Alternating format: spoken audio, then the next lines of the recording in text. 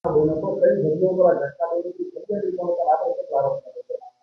તારીખ 13/12/2025 રોજ મોરબી જેતપર રોડ ઉપર એબીસી સિરામિક નજીકથી એક વ્યક્તિનું ફોર્ચ્યુનર ગાડીમાં અપહરણ થયેલું, જે સંદર્ભે ટેલિફોન વર્દી મળતા સદરવ બનાવની ગંભીરતાને ધ્યાને લઈ ઉપરી અધિકારી દ્વારા આપવામાં આવેલ સૂચના અન્વયે જિલ્લામાં તમામ પોલીસ દ્વારા નાકાબંધી કરવામાં આવી. નાકાબંધી દરમિયાન જિલ્લાની એલસીબી ટીમ દ્વારા ધરમપુર પાટિયા નજીક નાકાબંધી કરતા જે બાતમીવાળી ગાડી છે, જે ફોર્ચ્યુનર ગાડી નંબર DJ03FD7997 વાળી મળી આવેલ, જેમાં આ કામના ભોગ બનનાર અમરતસિંહ ભૂરો ઉર્ફે ભુરજી સોઢા રહે મોરબી સામાકાંઠા રવિનગર વાળા હતા. તેમજ આ કામના અન્ય 3 આરોપીઓ હતા.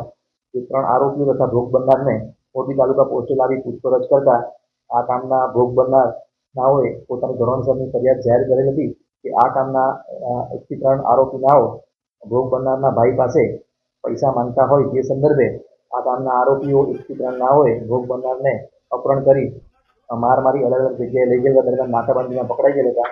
જે આરોપી અને ભોગ બનનારની પૂછપરછ દરમિયાન જે આરોપીના નામ ખુલવામાં આવેલ હતા તે આરોપી નવઘણ ઉર્ફે ખૂટ્યો વેલજીભાઈ સોઢા રહે જેતપર, ભગીરથભાઈ રતિલાલભાઈ ખોડિયા પટેલ રહે બગસરા, પિયુષભાઈ હસમુખભાઈ લોરિયા રહે આમજા ગાંધીનગર મૂળ રૂટાવદર, હાર્દિકભાઈ શામજીભાઈ ઠોરિયા રહે બગસરા તાલુકો જિલ્લો મોરબી તથા હસમુખભાઈ બહાદુરભાઈ પાટડિયા રહે મોરબી મહેન્દ્રનગર નાઓની અટક કરી ધોરણસરની કાર્યવાહી હાથ ધરવામાં આવી હતી. તેમજ અન્ય 3 આરોપીનું નામ ખુલવામાં આવ્યું છે, જે અટક કરવા પર બાકી પૈસાની લેવડ દેવડ સંદર્ભે અપહરણ કરવામાં આવેલું હતું.